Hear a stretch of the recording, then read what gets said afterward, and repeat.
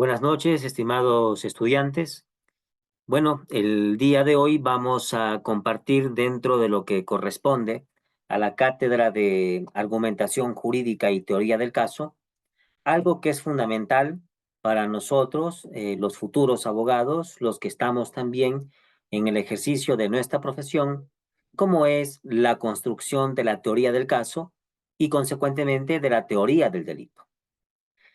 Vamos a iniciar mencionando que la teoría del caso no se trata de una construcción propia del derecho romano germánico del cual nosotros somos signatarios, sino que nosotros acá en Ecuador, en Colombia, en Perú, en Chile, Venezuela, etcétera, lo que hemos hecho es importar esta construcción del derecho anglosajón, especialmente del derecho norteamericano.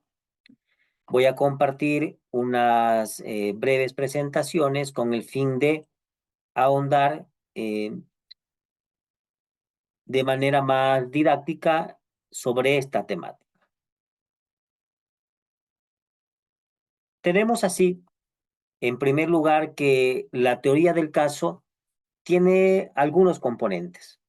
Los principales, en este caso, son la teoría fáctica. Bueno, ¿qué es la teoría fáctica? La teoría fáctica es la historia que nosotros procuramos. Procuramos, en este caso, demostrar al juzgador o a un tribunal de garantías penales, y es lo que nosotros nos hemos propuesto no solamente exponer, sino demostrar. De tal modo que la teoría fáctica o la proposición fáctica es la que se termina relacionando de manera armónica con la teoría jurídica.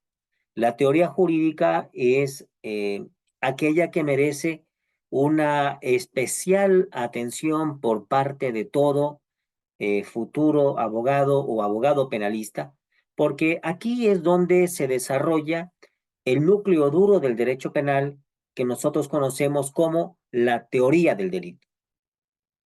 Toda vez que aquí es donde tenemos que desentrañar los elementos o las categorías dogmáticas del tipo penal. Es decir, cuando nosotros estamos frente a una acción típica, antijurídica y culpable, entendiendo que nosotros somos, en este caso, herederos o ponemos en práctica la conocida teoría tripartita del delito, que ha sido muy bien desarrollada ya hace muchos, pero muchos años, desde Belling, pasando por Carrara, pasando por funcionalistas, por finalistas, como Hans Belzel, como Klaus Roxin, entre otros. ¿Sí? Es así que la teoría jurídica es el espacio al cual nosotros debemos prestarle la mayor atención posible. Como un requisito fundamental también de la teoría del caso, tenemos a la teoría probatoria. Es decir, de qué manera nosotros vamos a demostrar ante un juez, ante un tribunal de garantías penales, eh, esta historia que nosotros queremos sostener y obviamente con la cual nosotros vamos a consolidar nuestra pretensión dentro de un juicio penal.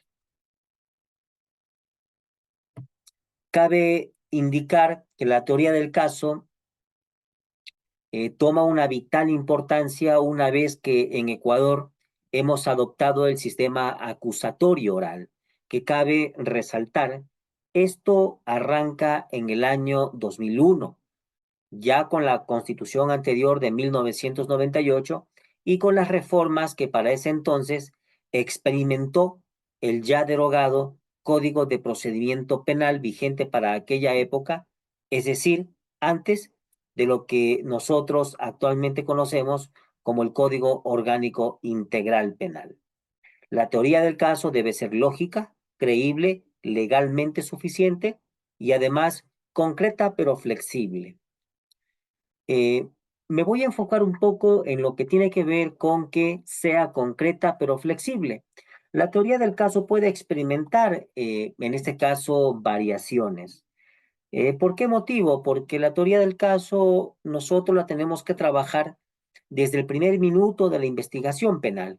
La teoría del caso no es algo que se construye de manera exclusiva en la audiencia preparatoria de juicio, quizás donde se debate si existe mérito o no para que vaya a una fase de juicio, donde el fiscal tiene que sostener su acusación o su dictamen fiscal, etcétera.